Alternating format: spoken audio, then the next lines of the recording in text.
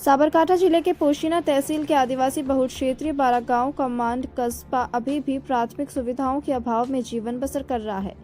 गांव में जाने के लिए अभी तक पक्की सड़क नहीं है, बिजली का नामो निशान नहीं है। इस कस्बे में प्राथमिक स्कूल, आंगनबाड़ी केंद्र जैसे सरकारी सुविधाओं से लोगों को आजादी के बाद भी वंचित रखा है। स्थानीय लोगों के द्वारा कस्बे की सुविधाओं को लेकर स्थानीय पदाधिकारी के साथ राजकीय नेताओं के सामने अनेक बार गुहार लगाने के बाद भी अभी तक कोई सुविधा मुहैया नहीं कराई गई। मागणी છે આમની મોટામાં મોટી એક સુવિધા જે અહીંયા પોસ્ટરની અંદર બતાવવામાં આવી છે। બતાવજો ભાઈ।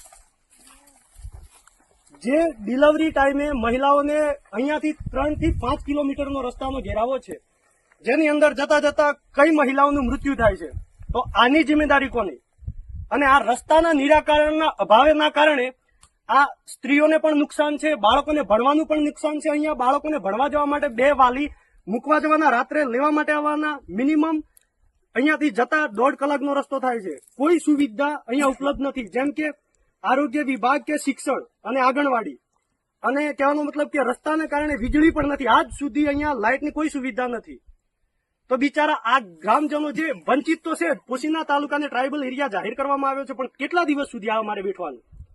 હું કોઈ પક્ષને કે કોઈને રજૂઆત નથી કરવા માંગતો, પણ હું સાહેબ શ્રી અહીંયા તાલુકા લેવલ, જિલ્લા લેવલ, ચાહે તો ગાંધીનગર લેવલ સુધી અમે રજૂઆત કરીશું કે આ જે ગામડાના લોકો છે, જે અમારા અભણ આદિવાસી સમાજના લોકો છે, જેમને જાગૃત કરવા માટે હું એક મારા રીતે જે હું સામાજિક કાર્ય કરું છું, તો એના વતી હું એ જ કહીશ કે બધા સાથ આવશો ને, હાથ ઊંચો કરીને કહો।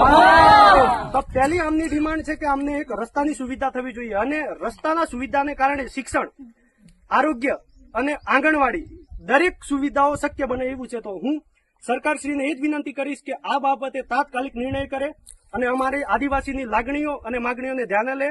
જય જોહાર, જય જોહાર।